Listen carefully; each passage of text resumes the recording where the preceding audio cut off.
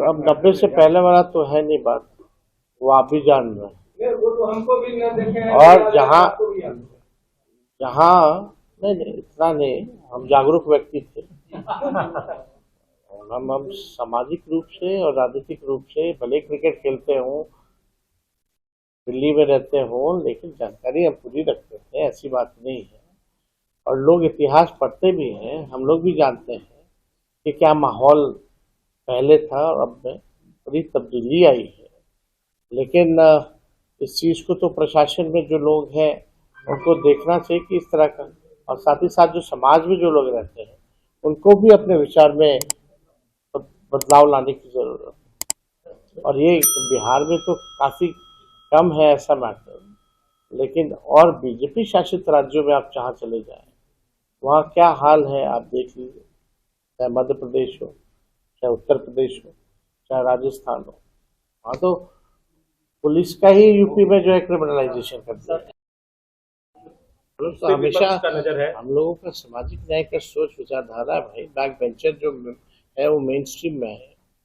कर्पूरी जी ने आरक्षण दिया था पिछड़ों को, अति पिछड़ों को, लालू जी ने 90 में आके उसको बढ़ाया, राबड़ी देवी जी ने उसको आकर के और 18% बढ़ाने का काम किया।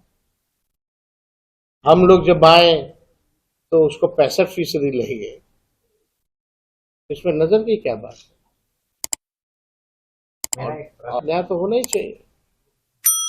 डीएसपी का पद जो होना है उसमें, ये तो पूरी तरीके से आप देखिएगा, जो कोचिंग जो माफिया है, ये उन लोगों के चाल की बात है। ये पूरा माफियागिरी जो है वो चल रहा है, अचानक से जो है पैटर्न बदल रहा है। तो ये इसको लेके, इसके नॉर्मलाइजेशन को लेकर के जो है लोगों को करना चाहिए। और अभी पटना में बड़े तादाद में जो है लोग जो है वहाँ आप देखिएगा आंदोलन कर रहे हैं, जो मांगा गया आपका ईडब्ल्यूएस का मांगा जा रहा पुराना। लोग जो है बहुत ही तादाद में पटना में जो है पूरी तरीके से आंदोलन कर रहे हैं, लेकिन सरकार में जो है लोग कोई सुनने वाला जो है नहीं है। तो हम सब लोग आए हैं, लगातार विधानसभा के अंदर में भी हम लोगों ने आरक्षण के इशू को हम लोगों ने उठाने का काम किया। अब तो ये आरक्षण जो है खत्म हो गया। इससे जितने ईबीसी है, ओबीसी है, एससी है, एसटी है, जो हम लोगों ने 75% आरक्षण बढ़ाया था, 10% ईडब्ल्यूएस और 65% जो है पिछड़े, अति पिछड़े, दलित, आदिवासी समाज को, जो हम लोगों ने 65% किया था। आज जो भी ये बहालियां निकल रही है उसमें रिजर्वेशन लागू नहीं हो रहा। इसका दोषी कौन है? हम लोग तो बार बार कहते रहे कि भाई इसको शेड्यूल 9 में डालो। ये कैबिनेट में जब थे तब भी हम लोगों ने सिफारिश किया था भारत सरकार को। भारत सरकार ने 7 महीने तक कुछ नहीं किया। अब कोई भाजपा के लोग चले जाते हैं कोर्ट, वहां जाके रुकवाने का प्रयास किया जा रहा है भाजपा के द्वारा। सिर्फ वही नहीं, जाति आधारित गणना जब कराई जा रही थी तब भी भाजपा के लोग थे। और सुनो, बिहार में हो रहा है ये जाति आधारित गणना, गाजियाबाद का कोई बीजेपी का कोई कार्यकर्ता जो है वो पिटीशन डालता है गाजियाबाद में। तो ऐसे खिलवाड़ जो है ये भाजपा के लोग संविधान आरक्षण के साथ लगातार कर रहे हैं। तो पिछड़े समाज के लोग हैं, दलित समाज के लोग हैं, आदिवासी समाज के लोग हैं, अति पिछड़े समाज के लोग हैं, इनके अधिकार को मारा जा रहा है।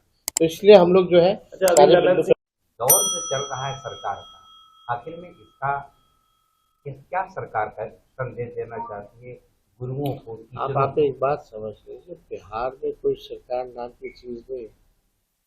माननीय मुख्यमंत्री केवल एक मुखौटा रहेगी। कुछ चंद अधिकारी जो है, चंद जो लोग हैं मुख्यमंत्री के इर्द गिर्द, वही सरकार चला रहे हैं। मुख्यमंत्री जी लगातार 20 साल शासन कर लिया उन्होंने, अब ना ही उनका कोई विजन नजर आता है नया, बिहार को आगे कैसे ले जाए, बिहार में कारखाने कैसे लाए, बिहार में पलायन को कैसे रोके, बिहार को आगे कैसे बढ़ाएं, वो एक विजन बता दो जो आज तक मुख्यमंत्री जी ने बताया हो कि हम बिहार को आगे कैसे ले जाएंगे। अब वो थक चुके हैं। अब नीतीश कुमार पहले वाले नहीं रह गए। अब तो केवल उनको आगे करके मुखौटा बना करके कुछ अधिकारी जो हैं अपना जेब गरम कर रहे हैं। ये हकीकत है और ये सच्चाई है। हर कोई व्यक्ति हर बात इस बात को जानता है। लोगों के साथ अन्याय तो किया ही जा रहा है, माफियाओं के साथ मिलकर के काम किया जा रहा है। शराबबंदी है लेकिन शराब माफियाओं का बोलबाला है। यही हाल हो रहा है। वैसे शिक्षा माफिया है। आप बताओ, जितना भी पेपर लीक होता है उसके तार एक जिले से क्यों जुड़े होते हैं और आज तक किसी पे कार्रवाई क्यों नहीं की गई? कौन है दोषी? कोई एक बड़ा अधिकारी बताओ, मंत्री बताओ। अनगिनत तो बार जो है पेपर लीक हुआ अलग अलग चीजों का, किस पे कार्रवाई की गई है? किसी पे नहीं। तो कौन चला रहा? माफिया सरकार चला रही है।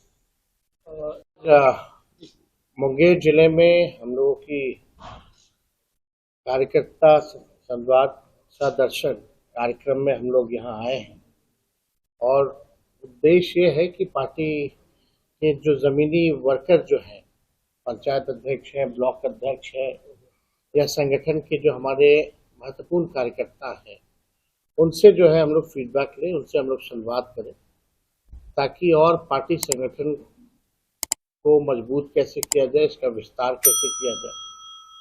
इस सिलसिले में जो है पहले ही हम लोग को करना था लेकिन झारखंड का चुनाव बीच में आ गया, इस वजह से नहीं हो पाया था। तो इस सिलसिले में हम लोग जो है यहाँ मुंगेर हम लोग आए हैं और ये 4 दिन का जो दौरा है इसमें पूरा मुंगेर प्रमंडल में जितने जिले हैं उन सब जिले को जो है हम लोग एक एक दिन में सभी कार्यकर्ताओं से हम लोग जो है मुलाकात करेंगे। और बहुत खुशी की बात है, आप सब लोग जान रहे हैं कि हम लोग मुंगेर एक ऐतिहासिक जगह है और यहाँ हम लोगों की कोशिश जो है और कोशिश है कि मुंगेर प्रमंडल पर विशेष तौर पे ध्यान दे करके पार्टी को और कैसे हम लोग जो है आगे बढ़ाने का काम करें। और जो महत्वपूर्ण जो बिंदु हैं, जो क्योंकि कार्यकर्ता जो है जमीनी स्तर पे रहते हैं, हर पंचायत का क्या समस्या है, कौन से ब्लॉक की क्या समस्या है, तो उनसे भी जो है फीडबैक मिलेगा।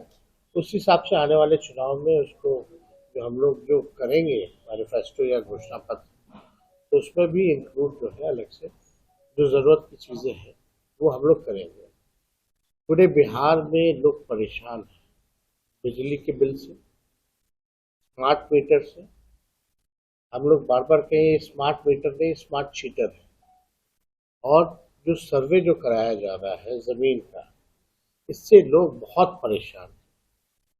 और बिहार में बिजली पूरे देश में सबसे महंगा बिजली जो है मिलता है। हमने कहा भी है अगर हम लोगों की सरकार बनेगी तो 200 यूनिट फ्री में बिजली हम लोग देंगे। और वही नहीं, इस सरकार से भी हम लोग 200 यूनिट फ्री बिजली हम लोग दिलवाने का काम करेंगे। मुख्यमंत्री जी पहले कहते थे 10 लाख नौकरी कहाँ से लाएगा, तो 17 महीनों में जो हम लोगों ने नौकरियां जो बांटी है, 5 लाख नौकरी हम लोग दिए, 3.5 लाख नौकरी प्रक्रियाधीन करा करके आए।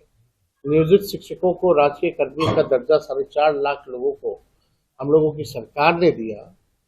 तो जो लोग कयास लगाते थे कि असंभव है नौकरी देना, कहाँ से लाएगा, अपने बाप के पास से लाएगा पैसा, तो हम लोगों ने वो करके दिखाए। और मैं बिहार के लोगों को आश्वस्त करता हूँ कि इसी सरकार से 200 यूनिट फ्री में बिजली हम लोग दिलवाने का काम करेंगे और पूरी तरीके से सरकार को मजबूर करेंगे कि जनता की जो समस्याएं हैं इसको दूर किया जाए। दूसरा जो लैंड सर्वे चल रहा है उससे लोग परेशान। पूरे बिहार में लॉ एंड ऑर्डर की सिचुएशन जो है बद से बदतर है। और अभी सुनने में आ रहा है माननीय मुख्यमंत्री जी जो है यात्रा पे निकल रहे। अच्छी बात है, मुख्यमंत्री को यात्रा पे निकलना चाहिए, संवाद करना चाहिए। लेकिन ये कौन सा यात्रा है कि अपने ही जनता से संवाद करने के लिए आप 200-250 करोड़ रुपए खर्च करोगे। हम लोग भी संवाद किए, लालू जी भी मुख्यमंत्री थे, संवाद करते थे, राबड़ी देवी जी के समय में भी संवाद होता था। लेकिन ये 250 करोड़ रुपए केवल संवाद यात्रा पर खर्च होगा। अपने ही जनता मालिकों से मिलने के लिए, बात करने के लिए 250 करोड़ रुपए। बिहार एक गरीब राज्य है, पिछड़ा राज्य है, लगातार मुख्यमंत्री तो अब भूल गए विशेष राज्य के दर्जे को लेकर के, जब से एनडीए के साथ गए गए क्या, तो वो सरकार के पार्ट एंड पार्सल है। वो सरकार कितना पार्टी चुनाव लड़ रहा आप देखे हैं, कितना पार्टी कितना लोग चुनाव लड़ता है, सब तो लड़बे करता है, क्या दिक्कत है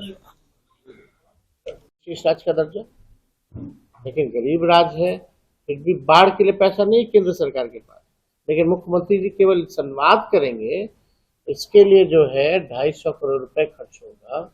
ये किसका पैसा है और ये 250 करोड़ का क्या ब्यौरा है, कहाँ खर्च होगा, किस चीज में खर्च होगा, ये माननीय मुख्यमंत्री जी को बताना चाहिए। ये तो अधिकारियों की लूट की छूट की यात्रा है।